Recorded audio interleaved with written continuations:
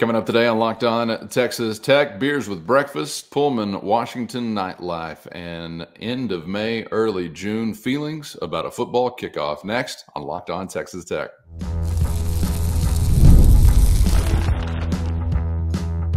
You are Locked On Texas Tech, your daily podcast on the Texas Tech Red Raiders. Part of the Locked On Podcast Network, your team every day. Great to be with you again on Locked On Texas Tech on the Locked On Podcast Network, your team every day, always free and available on YouTube or anywhere you get podcasts. Appreciate you for making us your first listen. And today's episode brought to you by Gametime. Download the Gametime app, create an account, and use our code LOCKEDONCollege for $20 off your first purchase. With the only Chris Level, I'm Casey Cowan. And as of this week, you could now know what time the game is going to be that you want to use the code LOCKEDONCollege for $20 off your first purchase, at least through a non-conference portion of the schedule. Wanted to chop up some scheduling feelings with you here today. Why? Because the end of May is obviously a perfect time to get into a schedule conversation. You kick off a month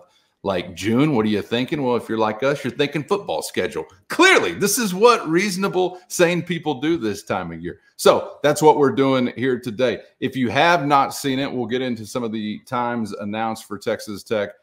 Yesterday, it begins obviously with Abilene Christian. That's going to be an ESPN Plus broadcast, which is sort of mostly, I think, a choose your own kickoff time when you're on a streaming platform. And you're the home team kind of broadcast. That one's kicking off at 6:30. We learned that the Pullman, Washington affair with the Cougars of Washington State is going to be a 9 o'clock kickoff. That's a PM.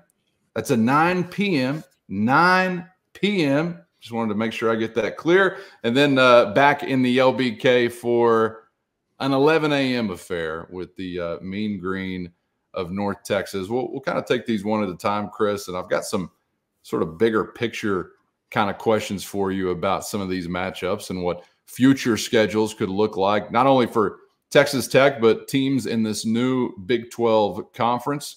Obviously, we're getting into an expanded playoff era as well. And so there are still resumes that you want to shine up. But while you may feel like as a Big 12 team, you need to shine it up more than ever, there are also more than ever more spots available in the college football playoff. So kind of conflicting and contrasting, I guess, thoughts, at least given how we are accustomed to or have been accustomed to sort of thinking about putting together a schedule and what resumes look like whenever they're actually assessed at the end of the year. But Abilene Christian is going to kick things off here in the LBK, a 6:30 kick. And we're trying to figure out before we got on the air here if this is like the inaugural half-hour kick as far as a 6:30. A little unusual is what you're telling me. You couldn't quite remember one at this time, and I'm racking my brain for one. I'm not coming up with one.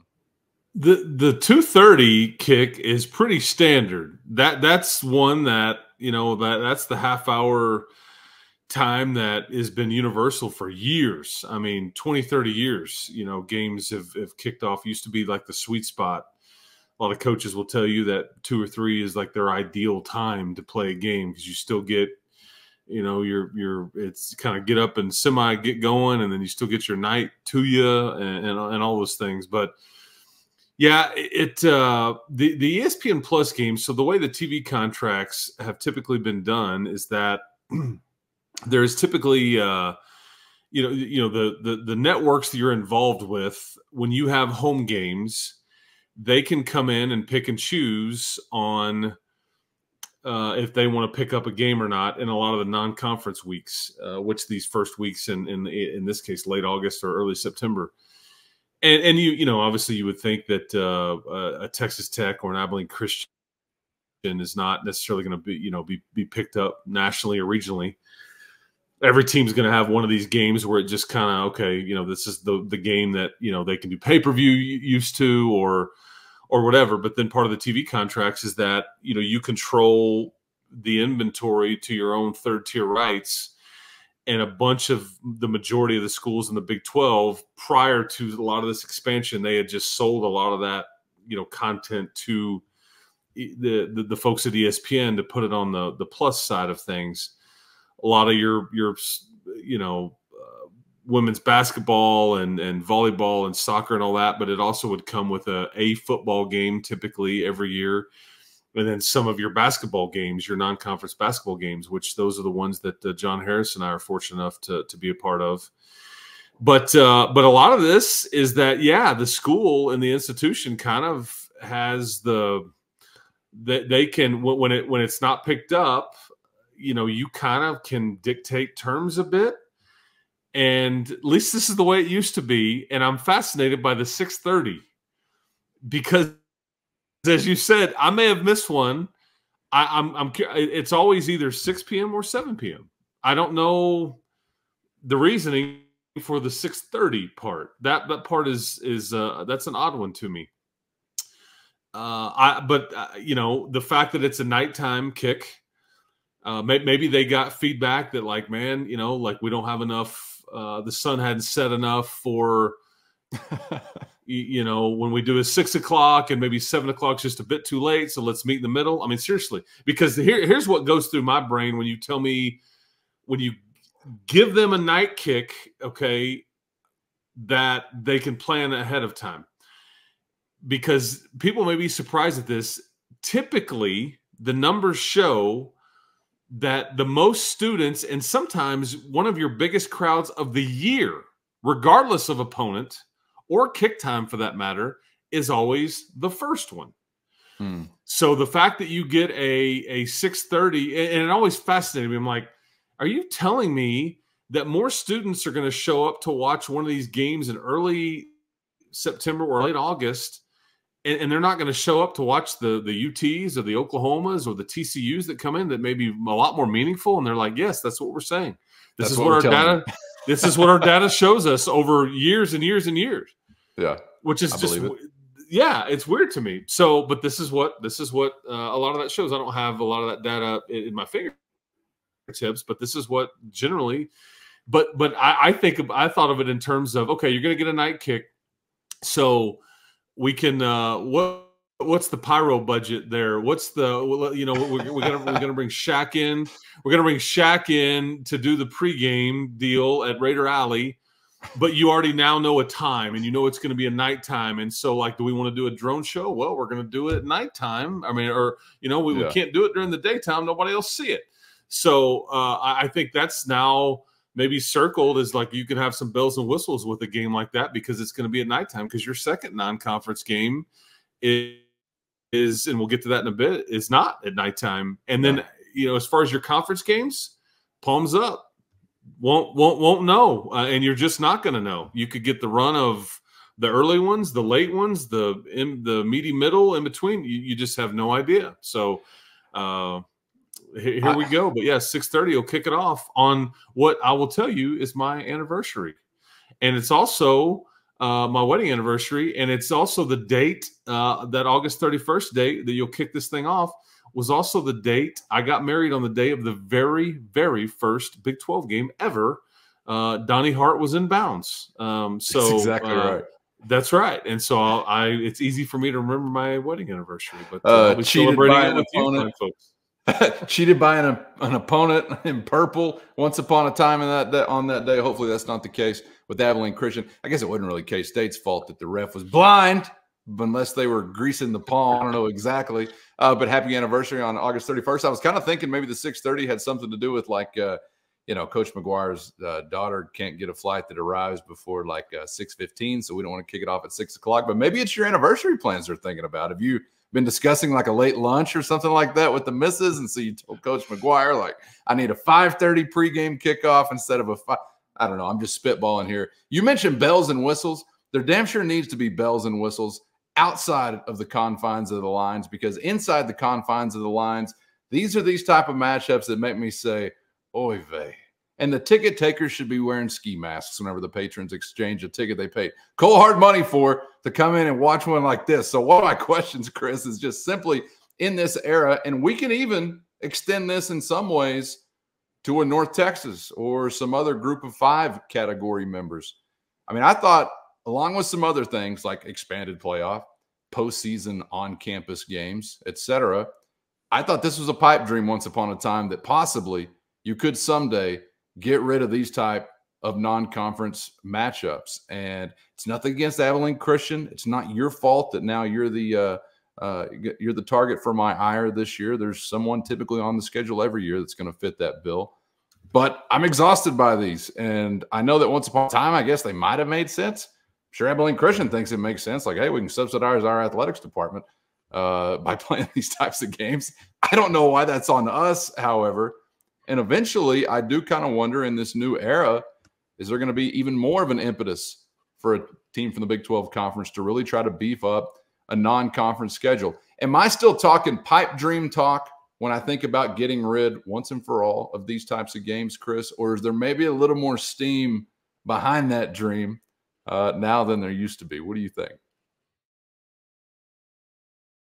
First, today's episode brought to you by Gametime. Never sweat buying tickets to your favorite events again with Gametime. It's always a breeze using the Gametime app where you're going to find the best last-minute deals. And I love being able to scout out a view from any seat before pulling the trigger. And of course, it's always at the lowest price, guaranteed. Gametime has deals on tickets right up to the start of the event and even an hour after it begins, which means you can finish off that last beer at the tailgate at your own pace, because Gametime is the place to find last-minute seats to any event. They give you the fastest and easiest way to buy tickets, but not just fast and easy, also secure and simple to use. So right now, download the Gametime app and create an account and use the promo code LOCKEDONCollege for $20 off your first purchase. Terms apply. Again, create an account and redeem our promo code LOCKEDONCollege for $20 off. Download the Gametime app today for last-minute tickets at the lowest price, guaranteed. Am I still talking pipe dream talk when I think about getting rid once and for all of these types of games, Chris? Or is there maybe a little more steam behind that dream now than there used to be? What do you think? I think that is a question that is very difficult to answer, because I don't know if we really have a grasp of how all this is ultimately going to settle. Are we sticking to a 12 team? Is it growing to 14? Do we? I mean, is there going to be an ACC? And then you've got automatic qualifiers, and what really is going to, because I mean, there's a lot of chatter in the last day or so with the SEC meetings that the SEC's already kind of pushing for, hey man, one of our 9-3 teams is going to be a lot better than one of these 11-1, 12-0 teams elsewhere. We know it's coming. So that's a great question. And I think that, you could have the Power Four playing by a different set of rules as opposed to the ACUs, the North Texases, the Group of Five folks out there. The Group of Five folks have even talked about doing their own playoff system and having their own deal.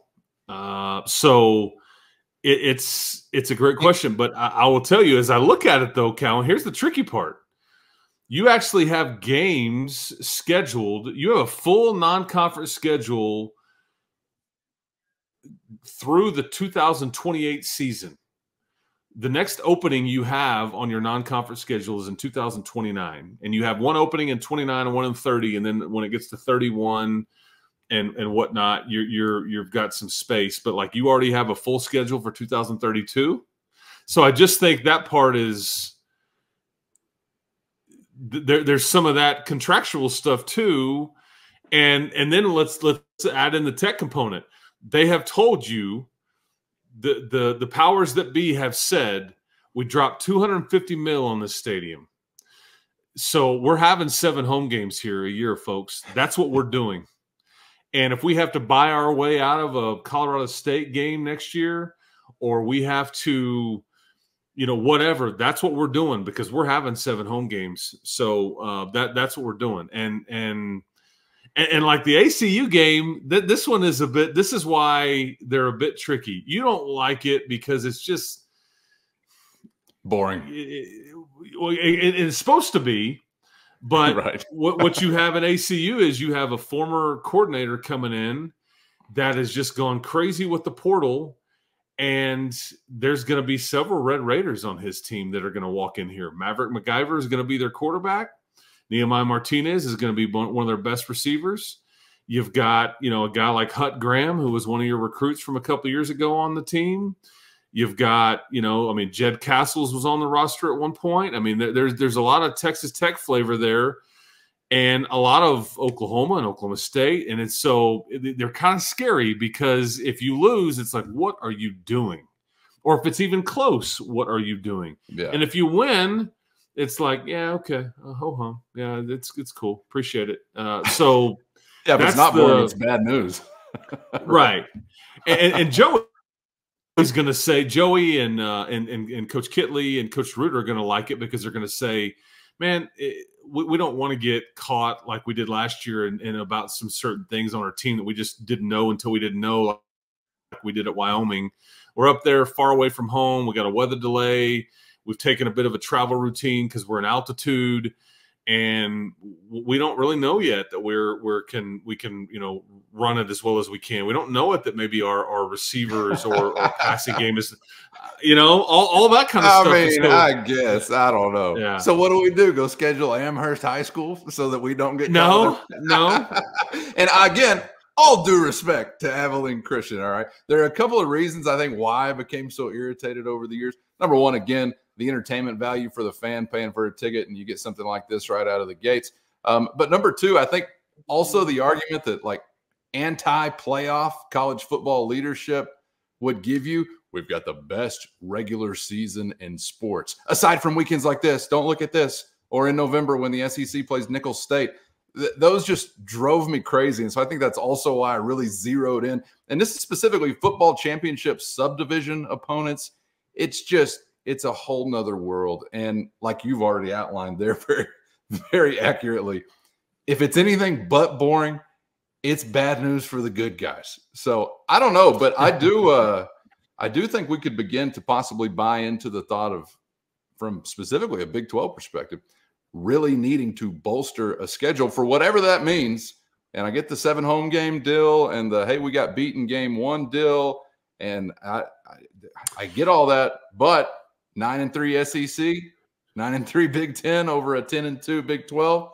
That's going to sting at some point if it's, again, the good guys and you got a game like this on your schedule.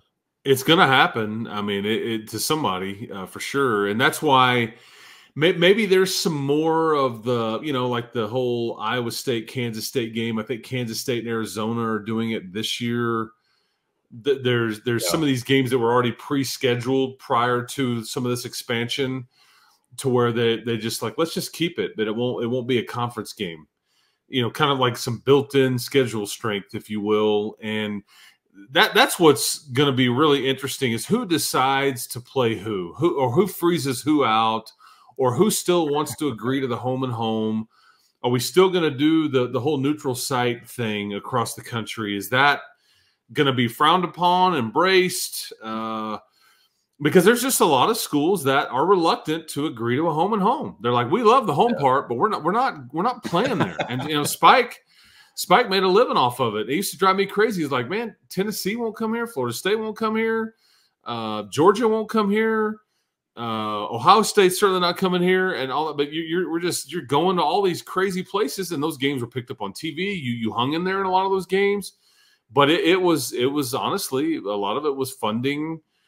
What you were trying to do at the time, and you're trying to make ends meet and whatnot. But none of those schools were ever going to agree to come to Lubbock, Texas. And I that's why like the Oregon series was as fascinating as it was. And you got the good part. Now you don't have to really do the payback. I think it's actually, there's a trip to Oregon on your schedule, like in 31 or 32, something like that. I don't know if you'll ever get to that point with actually having it played or not, but there's just a lot to consider when you start talking about non-conference scheduling and whatnot. But yeah, 6:30 on August 31, man. Let's tee it up. I'm ready to go right now.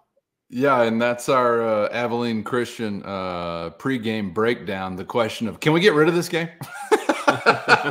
With all due respect, how many times have I said that to Abilene Christian and our guy Keith Patterson? That's a terrific segue by you, though, however, because that gets us to the next one, bringing up Oregon. Still a little miffed. You got to lose that one. And I don't even know if this is really a true storyline. Like, you've seen it written. Well, Tech was, being a good guy and helping Oregon, and Oregon State continue their series. I don't give a crap about them continuing their series. I would just rather play Oregon, but you're not. That story's come and gone. It's in the past. We're going to Pullman, Washington, and it's the Cougars of Washington State that await.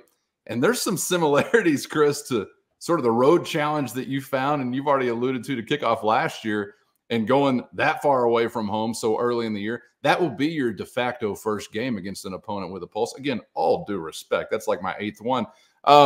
But now we know it's a 9 o'clocker as well. So there's a little time component that could provide a challenge. Also, extra Red Bulls for Big Handsome on the sideline. I'm going to say that night, man. How are you feeling when that news comes across? I feared this was exactly what was going to happen.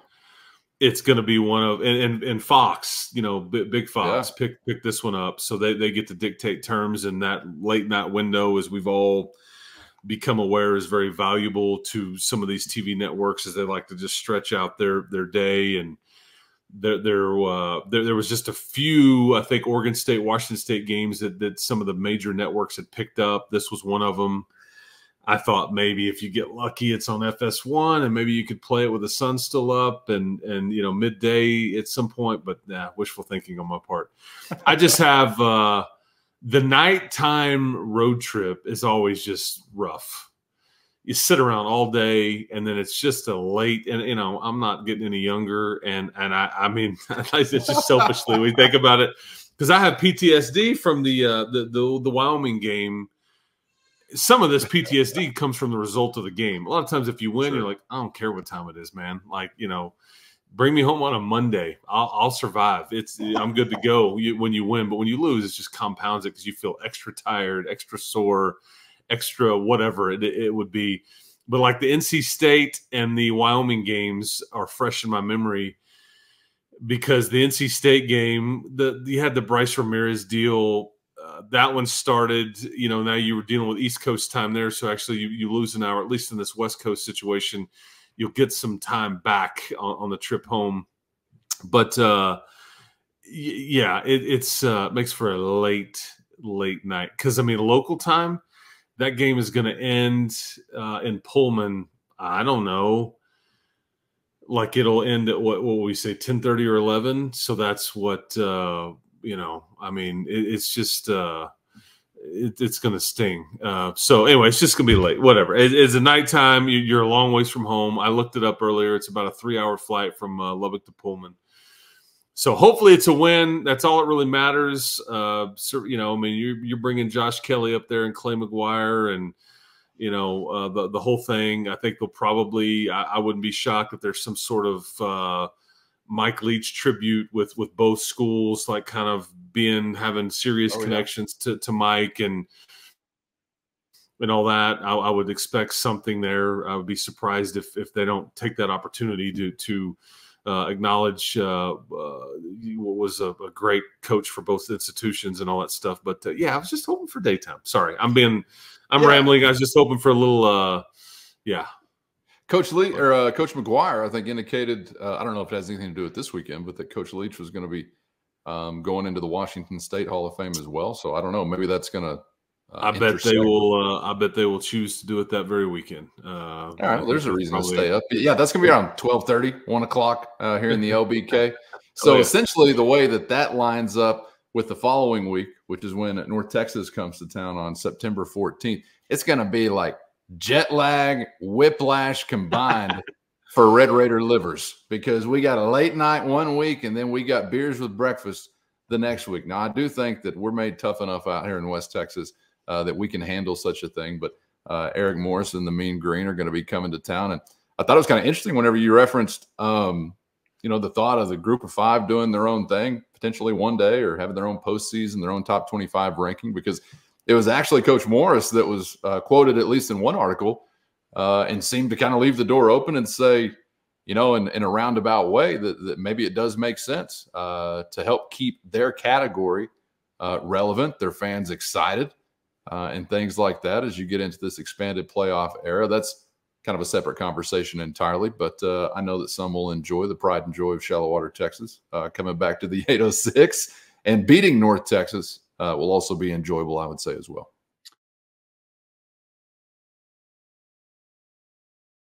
Yeah, and as I look at it, I knew a lot of these names, but let's see, on that sideline that morning, Eric Morris, obviously the head coach, the pride of Shallow Water, Texas, you mentioned, phenomenal inside receiver here and just a good dude.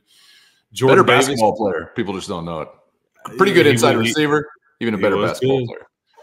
But Jordan Davis is their wide receivers coach, former Red Raider. Brian Keegan's former Texas Tech offensive lineman. You've got George Matsakis, who you remember Manny Matsakis was his brother, and Manny Matsakis was Mike Leach's very first, I think, a special teams coach here back in 2000, I want to say. Stephen Hamby also on this North Texas staff. So yeah, a lot of flavor there that people may, Clay Jennings. He coaches the safeties. He was on the Texas Tech staff a few years ago under, I think, Cliff Kingsbury. So, yeah, man, all kinds of connections there. But this one was the 11 a.m. kick is always tricky no matter who you're playing. It's perfect when you are on the road. It's your favorite. You give it a big hug. When it's at home, it's a bit scary and it's a bit tenuous because the beers were flowing the night before and people are a little late to arrive to said stadium. And again, these games all count the same. Yes, and sometimes you just lack a little juice and just, that's just sometimes what happens. Not every time, but I mean, generally speaking, that's just kind of the fear. You have to manufacture your own energy and all that stuff. So we'll I don't remember an 11 a.m. kick early in the season like this because usually almost always the non-conference home games are almost always nighttime, and because a lot of times you're getting to dictate terms there as far as the start time and all that. But anyway, this is I guess FS1 picks this up. It's more of a national, regional, TV and all that stuff. And so they want to drop it at 11 a.m. So that's what you're getting. I feel like we've been on a little bit of a hot streak avoiding 11 a.m. home kickoffs. And it may unfortunately have something to do with the fact that they kind of turned the tables over the last few years and wanted to put some of the best teams, biggest games at high noon. And so all of a sudden, hey, Texas Tech, let's kick you off at 6 or 7 when you're not having some really hot years. But it seems like it's been a little while since Tech has had to kick one off at 11 a.m. at the Jones. I mean, I'm going to be manufacturing energy, okay? I can only speak for myself and my family, but I'll be but no pyro, really. No, that's always the bad thing about like just the early morning. It's like all the bells and whistles, like, no pregame concert typically. I mean, it's just like it squeezes that part of it.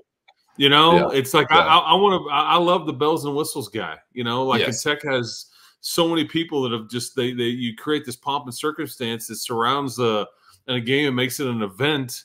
And the 11 a.m. is like they just tell the pomp and circumstance guy, we don't need you today. And it makes me sad. I love how you're always focused on the pyro. That's always on your mind, and I appreciate that about you. I love me some bell and whistle, man. I mean, the Barnum and Bailey aspect of college football, I'm here for, because that's what you show up for in person. Yeah. Really, it's the juice. And if you want to blow some stuff up or you want to send 1,000 electronic things up there that are going to make me go ooh and ah, I'm here for it. I mean, 1,000%, And if you want to bring me a 7-foot Hall of Famer that's going to DJ and all that to get them hyped up before the game, I'm here for that too. But 11 a.m. seems to frown on this activity, and so shame on FS1 for picking that game up. But at least we'll all be home in a decent time and get to celebrate and enjoy some college football. The rest of that, that's the one part for that you can give a big hug to, is like, well, at least I'll get to see games that afternoon, that night, all that stuff. And that'll be the first of 3 straight in the LBK. We'll have to wait and see what Big 12 time slots we get into a little further down the road. But Arizona State's coming to town, followed by the Bearcats of Cincinnati the next 2 weeks following that one against North Texas. So when you get a few scheduled, you get a few kickoff times, just a reminder, it's just around the corner. So thanks for being a guy that'll be out there talking football scheduling with me at the very end of May, Chris. I appreciate that about you as well. I'm happy to talk football scheduling at any time, May, June, July, whatever, man. This is what we're here for, man. But I do like the fact that we got some of these times, because it's like it just tells you you're getting a bit closer. This is always like a late May activity, and you should see how these networks put this together when they start drafting and they start trying to figure out all these things. And when, because some of this stuff is planned out way ahead of time, and you pay for the right to draft at a certain spot and all these things. That's how all these TV rights work when all these networks, and they'll trade behind the scenes and all this business. But I'm glad to get kick times because it makes it more real. It makes it more close. Right. And it's, you're right at about, I think when people are watching this, it's pretty much 3 months to the day of this 6:30 kick between ACU. So, yeah, just a few short months. May 31st or not, it's still real to me, damn it. And hopefully it is to you out there as well. So we appreciate you for joining us, Chris. Thanks for your time as always, man. Hope you have a great weekend. I thoroughly enjoyed it, and I enjoy all kick times. We just have to make more of some than others, and some mean more for others, like the pomp and circumstance guy. But anyway, but 6:30, 9, and 11 a.m. That's what we got. That's what we'll get. We enjoy it. We appreciate it. Keep hope alive, everybody. That's right. We are the Bells and Whistles, Pomp and Circumstance Pyro Podcast. If you're looking for one out there, you found it. It's Locked On Texas Tech. For Chris, I'm Casey. Thanks for being out there. Once again, best way to help us grow the show is to comment anything below on YouTube. Hope you have a fantastic weekend. Keep your eyes peeled for bonus episodes coming at you. And if you're subscribed, you won't have to look very hard because it'll be right there in your notifications window. So get subscribed on YouTube or anywhere you get podcasts if you haven't so far.